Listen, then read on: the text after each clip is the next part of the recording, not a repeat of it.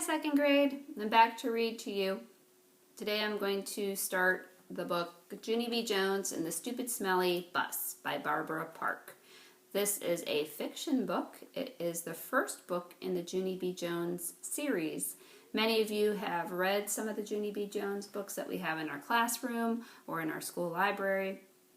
If you haven't read a Junie B. Jones book and you come to like her as a character in this story, I highly suggest looking for other books to read in the series. Okay, I'm going to start by reading the blurb on the back of the book.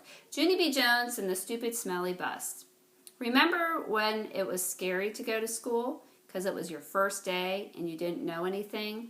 Meet Junie B. Jones, kindergartner. She's so scared of the school bus and the meanies on it that when it's time to go home, she doesn't. Okay, so turning to the table of contents, I see that there are 10 chapters in this book. I'm going to set a goal for us to finish this book by the end of the week. I'd like to start a new read aloud next week, so I think we can get through this book fairly quickly. Today I'm going to read chapters 1 and 2 to you, and I'll be showing you the pictures as I am reading and stopping throughout the chapter to maybe discuss something or ask a question. Okay, chapter 1, Meeting Mrs. And here's our main character, Junie B. Jones. My name is Junie B. Jones. The B stands for Beatrice. Except I don't like Beatrice. I just like B, and that's all. I'm almost 6 years old.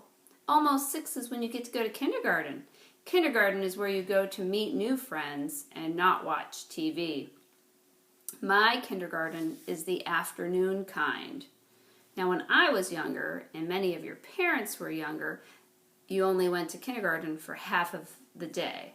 So you would either go in the morning half or in the afternoon half. Now, when I went to kindergarten, I went to the afternoon half, which I liked very much because it meant I got to sleep in. Junie B. Jones also goes to kindergarten in the afternoon. Today was my first day of school. I've been to my room before, though. Last week, Mother took me there to meet my teacher. It was called Meet the Teacher Day. My teacher was decorating the bulletin board with the letters of the alphabet. I already know all of those letters, I said. I can sing them, except I don't feel like it right now. My teacher shook my hand, only our hands didn't fit together that good. Her name was Mrs. I can't remember the rest of it. Mrs. said that I looked cute. I know it, I said. That's because I have on my new shoes. I held my foot way high in the air. See how shiny they are? Before I had put them on, I licked them. And guess what else? I said. This is my bestest hat. Grandpa Miller bought it for me. See the devil horns sticking out the sides?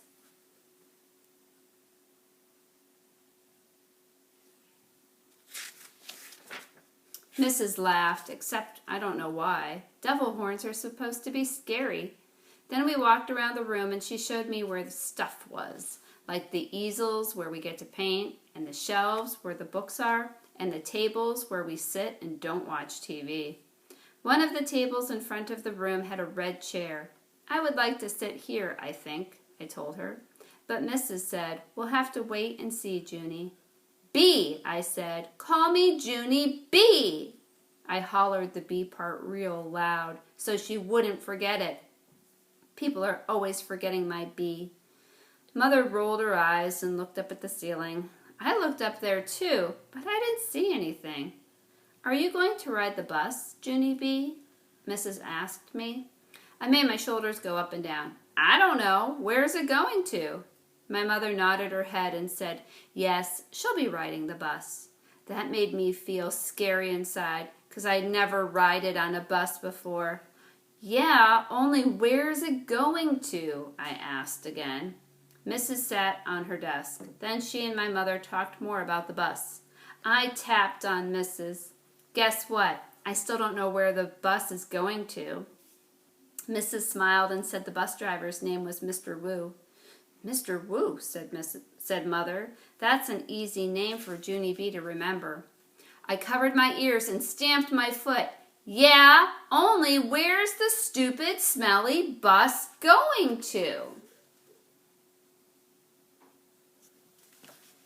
Mother and Mrs. frowned. Frowning is when your eyebrows look grumpy. Watch yourself, Missy, said Mother.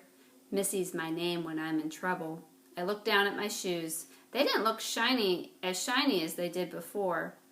Just then another mother and a boy came in, and Mrs. went off to talk to them instead of me. I don't know why, though. The boy was hiding behind his mother and acting very babyish. I can beat that boy up, I think. After that, my mother sat me down and explained about the bus. She said it's yellow, and it's called a school bus, and it stops at the end of my street. Then I get on it and sit down, and it takes me to school. And then your teacher will meet you in the parking lot, said Mother. Okay, Junie B., won't that be fun? I nodded the word yes, but inside my head I said the word no. Chapter 2, Feeling Squeezy. I wonder what it means to feel squeezy. I stayed scared about the bus for a whole week, and last night when my mother tucked me into bed, I still felt sickish about it.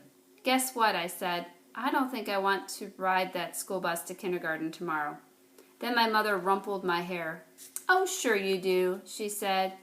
Oh, sure I don't, I said back. And then Mother kissed me and said, it'll be fun. You'll see. Just don't worry. I did, though. I worried very much, and I didn't sleep so good either. And this morning I felt very droopy when I got up, and my stomach was squeezy, and I couldn't eat my cereal. Do you think she means squeezy, or do you think maybe she means something that sounds like squeezy? I'm noticing as I'm reading that Junie B has an interesting way with words. So as I'm reading this book, I'm going to listen to see what she does to words. And so I watched TV until Mother said it was time to get ready to go. Then I put my skirt on that looks like velvet and my new fuzzy pink sweater. And I ate half of a tuna sandwich for lunch. After that, Mother and I walked to the corner to wait for the bus.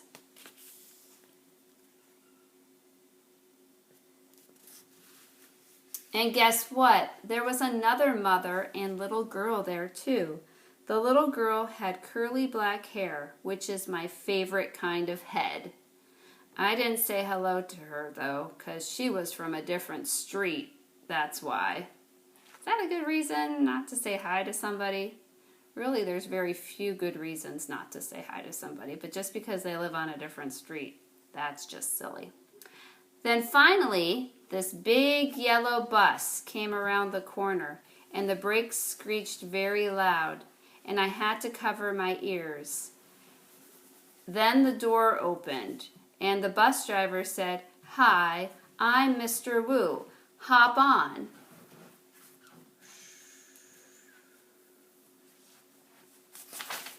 Except I didn't hop on because my legs didn't want to. I don't think I want to ride this bus to kindergarten, I told Mother again. Then she gave me a little push. Go on, Junie B, she said. Mr. Wu is waiting for you. Be a big girl and get on.